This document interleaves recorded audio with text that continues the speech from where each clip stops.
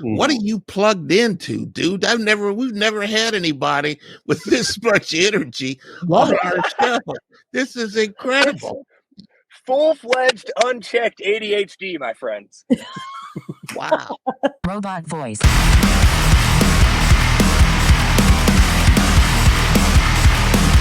Let me preface this. Benny Scholl of the band Avoid joining us here in the Freak Nation.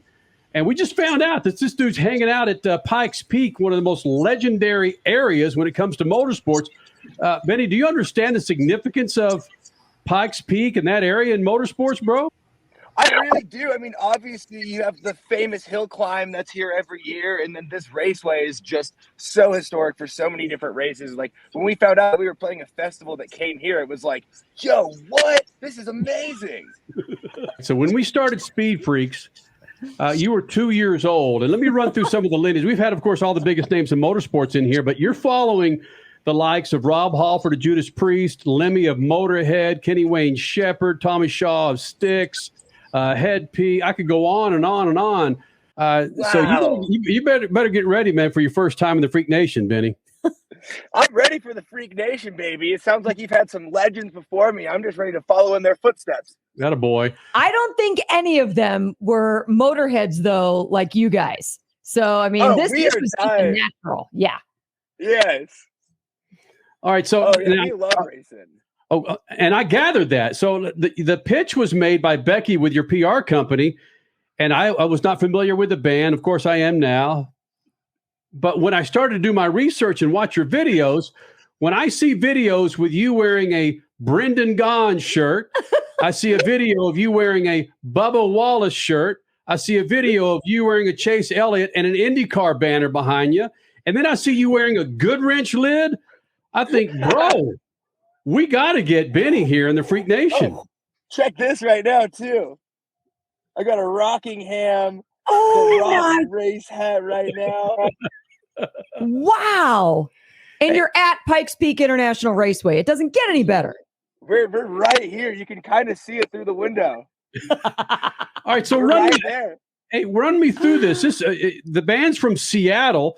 You got about as much motorsports up there as we've got water here in Phoenix. How in the hell did you get involved with and with all this paraphernalia with motorsports, Bud?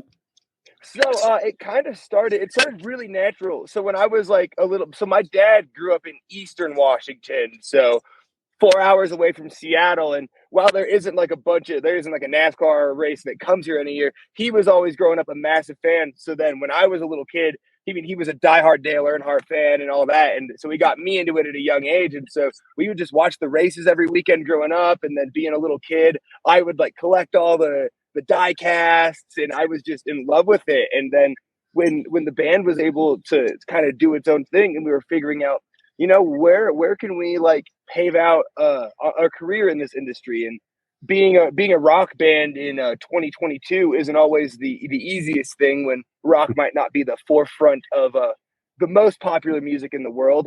But racing is massive. I mean, there's race events across the country every weekend. Hundreds of thousands of people go to these race events every weekend, and they're typically not listening to like Taylor Swift, Right.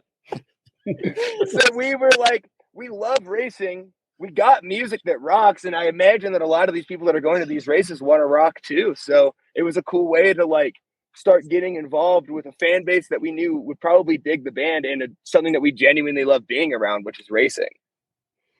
Holy smokes. You're always curious how certain people get involved in motorsports, and I certainly understand that. And what you've done in motorsports, you teamed up with, again, an Xfinity Series driver, not one of the most well-known, Joe Graff, for NASCAR Heat 5, and I believe they're actually featuring one of your songs in there. Who made the call to be a part of NASCAR Heat 5? Who called you up? Did you recruit somebody or what? So we So in general, we're a massive fan of NASCAR Heat 5 or just the NASCAR Heat series in general. And I remember there was like NASCAR Heat 3 and 4 when those games were coming out. We would bring like PlayStations and stuff on tour and TVs just so that we could play NASCAR Heat like in the green room and stuff like that, purely just because we like to. But the one thing that we always thought about that game, and no disrespect to the game, but the soundtrack was ass. And we were like, yo, we could write a way better song and get into this game. And so we actually did. We literally wrote a song called Heat when we, our guitar player, Nick, and I, one night, we were like 3 a.m, we were having a little bit of writer's block, and we we're like, well, what's next? And so we put up the NASCAR Heat loading screen on our TV and then just put the TV on mute and just look at it. And we started like writing a song to what we felt like the video game sounded like. And then a couple months later, we finish up the song. And then it was our bass player, Luke, at like 3 a.m, just went on to Reddit and went to the NASCAR Heat like subreddit and posted like, yo, how do you submit your music to be in these games? Like, my band loves the game. We literally wrote a song for it. Like, how do you submit for it? And the only person that replied to that post was a game developer for NASCAR Heat. He gave us his email and we submitted the songs, and then we got ghosted for like 2 months. And then the pandemic hit. And then the first email we get after like everything shuts down is like, hey, we love the songs. We'd like to take 2 songs and put them in the NASCAR Heat game. And we'd actually like to launch with your song being the trailer for the video game. And we were like, are you kidding me? What? Oh my gosh. So lesson to everyone out there, never fear being ghosted. It just might mean that the process is going through its whatever it has to take. Exactly. And also just take that chance, send that email, make that post. The worst anyone's ever going to say is no. And best case scenario, you get into a video game. Well done. Holy cow. But you're right. We've actually, we started this show in June of the year 2000. And yes, at the time, NASCAR was mostly country.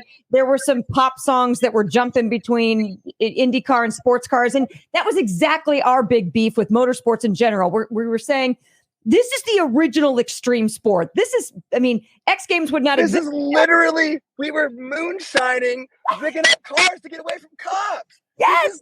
This is about alternative culture. Yes. And it needs that rock and roll vibe. You made a comment earlier that, hey, maybe rock and roll isn't quite the thing in 2022, but it always lives on. It doesn't matter if it's the thing now. It's what takes us through the decades and through the generations, right? It's never going anywhere. It's never going anywhere. Hey, Dad, what are you going to buy at the store today? I'm out of Lucas Oil fuel treatment, so let's jump in here and grab us some. Well, do they have the Lucas Oil parts cleaner and degreaser? I bet they do. Well, how about the Lucas Oil power steering fluid? You know, they'll have that too. Even the octane booster? I won't be surprised if they do. My favorite red and tacky grease? Yes, they will, babe. Dad, when we're done, can we grab some candy? Deal, but you gotta share. Awesome! Lucas works. Wow. So keep Benny Scholl, lead singer of the band Avoid. What are you plugged into, dude? We've never had anybody with this much energy on our show. This is incredible. Full-fledged, unchecked ADHD, my friends. Wow. But it's exciting. And there's also, if you're looking for something to write, there's a monster behind your back. Every so often it'll open its eye and we'll see this one-eyed thing in the shadows behind you, and then it'll close the eye. And if you want something to write about, you can write about that monster that's going on behind you. It's like Eminem's monster under the bed. You got a monster in the shadows in the back of your car. In the van. You already know. It's our bed, actually. Yes. That's where we sleep on tour. It writes itself. You got a one-eyed monster that's sleeping in the bed behind you. There you go, dude. The song writes itself. Just remember, when you write that song and it becomes #1 on the hit parade, you can put the Speed Freaks had my back. There you go, the Freak Nation. They dedicate the song to the. If you put the Freak Nation in that song somewhere, we'll love you forever. Dale Earnhardt Jr. came on our show the night before he went somewhere, and we ended up being in his first book. It was between the Phoenix race and him coming to do a TV shoot in LA. Yeah. And it was November of 2000, the year 2000, actually. So not only do you have Lemmy, Motorhead, and Scorpions came into the studio, and we were in the Peterson Car Museum in Los Angeles, and they climbed into one of the cars and set off the alarm and bought the security around. Yeah. Oh, that's just as we're now on the track, getting all into the. I think you can see some cars going behind me. Yes. There you go, dude. Full-fledged, plugged into the lighter, man. You got AC going right through you there in the car. Nobody's had this much energy. I love it. Oh man, thank you guys. Seriously, like I said, I mean, we just love racing, and if anyone wants to talk to us about our band, like that makes me so happy, and I get so excited. So again, I just appreciate you guys having us and even wanting to chat with us. No, little bands don't get in video games. They don't sing before big races like you guys did in Las Vegas. Come on. No. You guys have great stuff. You've got an audience that is just diehard, and you're going places. I mean, you just said you're only 24 years old. You've got a lifetime ahead of you to continue to make people happy through your music. So, no. Thank you.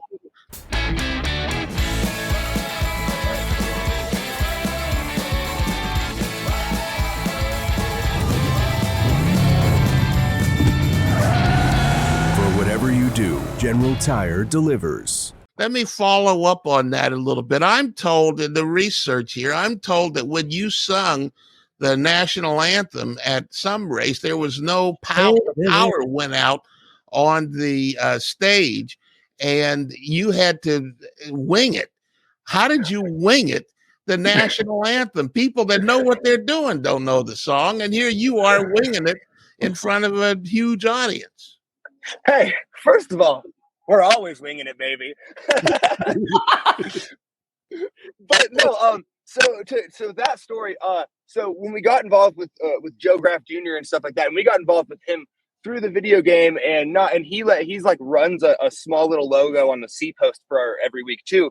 But so his main sponsor, Bucked Up Energy, they like last minute sponsored a truck race last March, or I think March of 2020, I forget the exact day, but they were sponsoring the race, and they needed someone to sing the national anthem. So like 2 weeks before the race, I got a call from their team, and we're like, hey, we need a national anthem singer, and you're a band that sponsors our drivers, so you want to do it?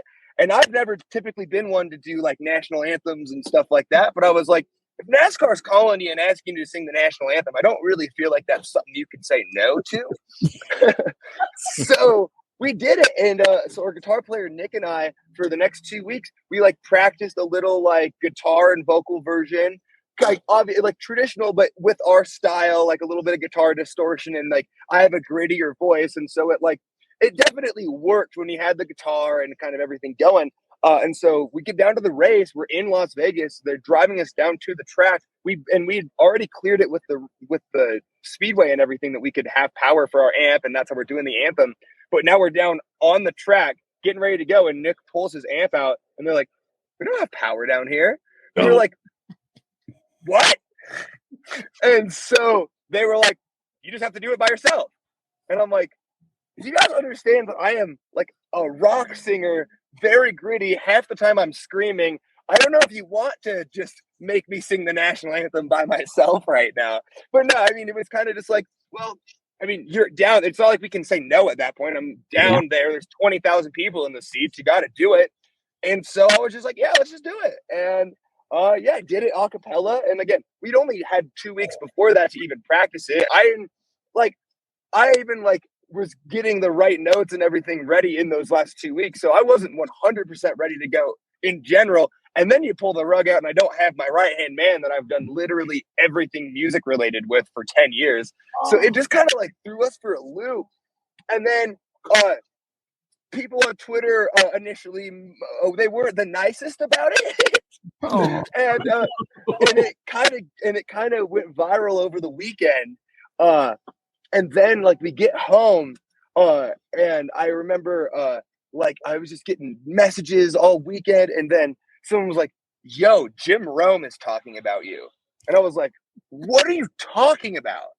And they were like, "Yeah, Jim Rome's just like ripping on you right now." And I found the audio. Dude, I will forever regret not taking Robert Plant up on that offer, but I'm pretty sure that if I don't drive down into Malibu and hang out with Benny and the fellas, I'm not going to regret that. And the audio, and I mean, honestly, Jim Rome is the GOAT when it comes to roasting. So it was even hard to be upset because it was so funny, even though he was like ripping on me, but it was so funny. And then the other thing, and no disrespect to Jimmy, but he's not necessarily tapped into alternative and like emo and all that culture. So while he's making fun of me, he's comparing me to like the singer of My Chemical Romance and the singer of Taking Back Sunday and the singer of like my favorite bands. While he's thinking he's making fun of me. So then I screenshot recorded that. I was like, damn, this is pretty good. Like, if I'm getting compared to that, I think I did the right thing. And so totally leaned into that. And then I'm just poking fun back at Jim. And then he starts talking about like the tweets and stuff like that. And it ends up being like a reoccurring thing on his show, like all week, to where it's like he eventually then listens to the band on air and is like, wait, this band doesn't suck. And like dug the band.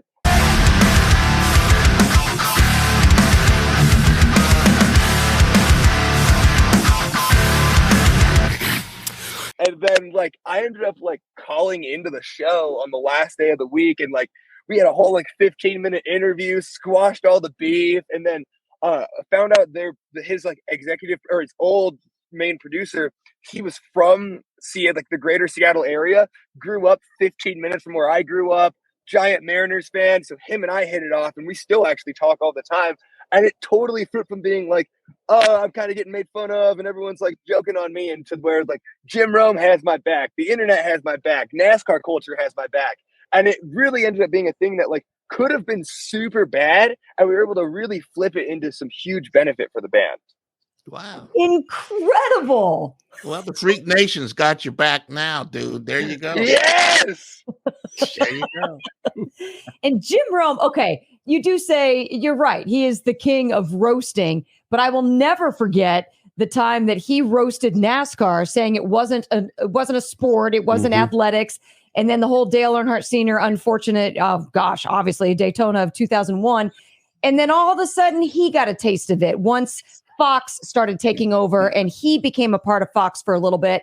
And yeah, then he realized, oops, sorry, guess I had to. Like, wait, NASCAR's kind of sick. Yeah. Same thing he did. Wait, this is actually, well, he also got into sports or into like horse racing and stuff like that. And so he like fell in love with like racing in general. And I was like, I guess I can't really rip on these guys because they're like actually athletes. Yep. It's like, hey, Jim, do some research before ripping next time. Hey, Jim, you only played high school tennis. Where's your sports career at, buddy? And Rome could barely see over the net then, too, couldn't he? Listen, I lived in Southern California for 22 years, listening to Rome on the Mighty 690 and then blowing it up. I have all the appreciation for what he's done. You know, look, when he can call out a band like you guys and turn it into positive, that's absolutely badass. Yep. Well, some people don't always get that lucky with Jim Rome. Yes. Yeah, that's true. I've seen the other side, and I'm really happy that I wasn't on it. The weekend you've been waiting for is back. Are you ready to feel the ground shake? Are you ready for the sound of thunder? Are you ready for an adrenaline-pumping 3-second thrill ride? The NHRA Camping World Drag Racing Series returns to Worldwide Technology Raceway September 30th through October 2nd. See legendary superstars John Forrest, Ron Capps, Tim Wilkerson, Rob Hyde, and Anton Brown battle it out in the countdown for the championship. The NHRA Midwest Nationals. Brought to you in part by the Illinois Office of Tourism and Illinois South Tourism. Go to WWTRaceway.com to get your tickets now. The new record or new album is called Cult Mentality. Whatever is the first single. coming out for the band Avoid. Did it take you, 3 or 4 weeks to come up with the name of that song? Whatever. The funniest thing is, so with this record, we ended up, it was like a really long and daunting writing process. We actually like ended up writing like 30 songs over the course of like a year and a half and like figuring it out. And we wrote a different song called Whatever that didn't make the record. And then we wrote this song and we were like, wait, this song kind of feels like it could be called Whatever. So we stole the name from another demo and just named this song that. You say writing these songs over a year and a half. Was that a benefit of COVID and just sitting there and writing and writing and writing? Yeah. So kind of how it went for us is, so in late summer of 2019, we recorded our EP. It was called The Burner. And we were like, then got everything done. And then it was early 2020 before everything happened. And we were like getting ready. We had like 7-8 months of the year already booked for touring. And we were just going to really like just put our necks out there with this record. And then obviously March of 2020 happened. And we were just like, dang, what do we do? And so, and during that, we started writing a bunch of songs just in general, while also we were getting ready to put that EP out. And we didn't really know what to do because when COVID hit, every band like bailed on like putting their album out because obviously there was no touring and there was none of that. And so I think everyone was a little nervous about what like, oh, well, I don't want to put an album out and then not be able to go tour and follow it up. And then we were like, especially at that time, we were like, we are so small, it doesn't matter. The worst thing that'll happen is the same amount of people listen to it. Best case scenario, no one else is putting music out right now. So this actually might be a good opportunity for us to be able to like get some things that maybe a band our size wouldn't normally get. And so that was where we put our neck out there with the NASCAR heat game. And then quickly after we got NASCAR involved, we also were able to get involved with Sirius XM Octane, and they started pushing the band really hard too. So then we had kind of like these two major outlets pushing the band with NASCAR and Motorsports, and then Octane. And you kind of just saw it like a band our size again. It happened really, really, really fast because we were like, we've never been on the radio before. We'd never been a band that thought about being in video games and stuff like that. And it all happened really fast. And it was also over COVID when things were kind of very slow for everyone else. And it was also like a really weird, like, you know, it's like you're hearing yourself on the radio, you're getting really excited. You're like, well, I can't even go play shows right now.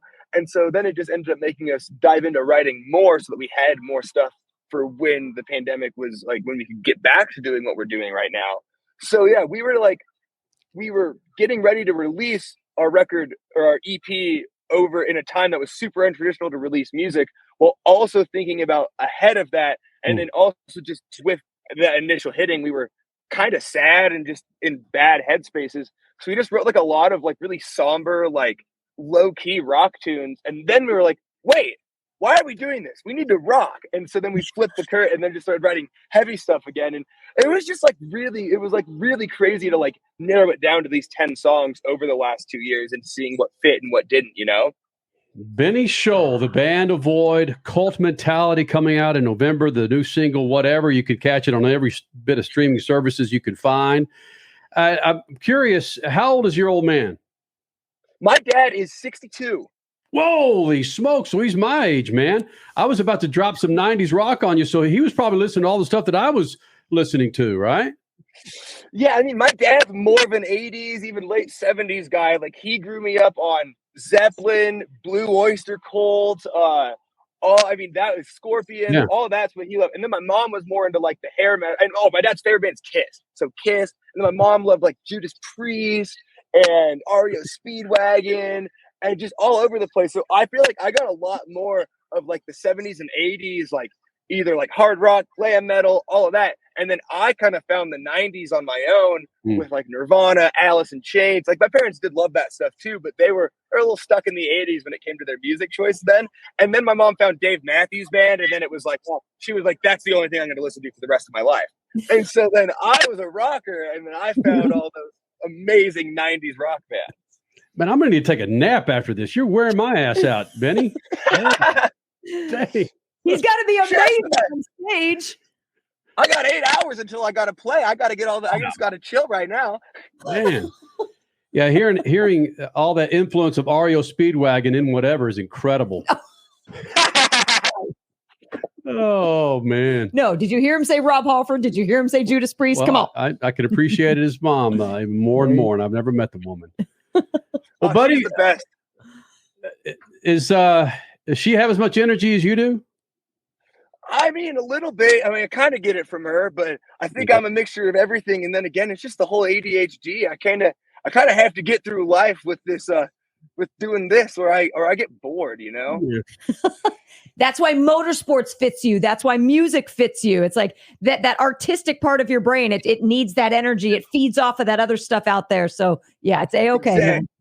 Fast paced. There's always something to pay attention to. You can stimulate the brain a little bit. Yes. Bang. Yes. Well, brother, kick some ass there this weekend. It's going to be fun to watch you guys blow this thing up. I think you're on to something here, buddy. Yep. Yeah, well, thank you. And I really appreciate you guys having me on. It's so cool to get to be on like a legit racing show and like do it like this. Like, this is really cool. And it's been so fun getting to chat with you guys and chatting music, chatting motorsports. Like, I'm seriously always down if you guys ever want to chat. And you guys are in Phoenix, right? Or the Arizona area? Yeah, two of us are in Phoenix and Statman's in Columbus, Ohio. We just played Columbus, actually, like, I want to say like Sunday night. Last Sunday night we played in Columbus. And it was actually kind of crazy. So we were on tour with a band called Bad Omens, and Bad Omens is blowing up right now. And this was actually going to be their biggest headlining show in the United States to date. It was sold out at like 900 something tickets. It was going to be crazy. And then they ended up, they had like a random thing happen in their camp and they couldn't play the show. But that happened after doors already were open. Oh. And so there was like a sold out show and no headliner. So we had to like step in and headline that show in Columbus. And It was amazing. And Columbus went crazy for us. And like, I'm never going to forget that day. And I'm never going to forget like that fan base that we made in Columbus that day. So I got a lot of love for Columbus in my heart. They lived up to their name, Bad Omen, didn't they?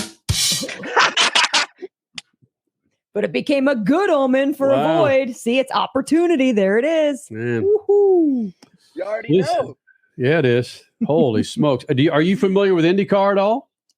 Yes, I don't follow it as much, but I honestly think personally right now, IndyCar is my favorite kind of racing to watch.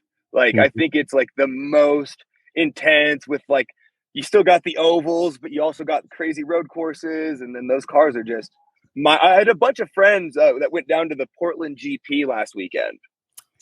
Nice. Right. Oh, that's right. Yeah. Okay. Makes sense. Yep. And that ended up being a whack race. That was a good one. Yep. So yeah. Those are rocket ships. They're crazy. They're so cool. Mm-hmm. Again, Freak Nation, Benny Scholl from the band Avoid, Cult Mentality coming out November 4th. Catch him on tour. Where should they follow you, Benny? All of our social media is super easy. It's at Avoid Kicks Ass. All of it. Facebook.com/Avoid Kicks Ass. Instagram at Avoid Kicks Ass. Twitter at Avoid Kicks Ass. TikTok at Avoid Kicks Ass. Just remember that avoidkicksass.org. We got you. How in the hell did you get .org? Are you donating all the proceeds to? Yes, Kenny. Yes. Just say yes. Let's go with that, and not that it was $10 cheaper on Google domains.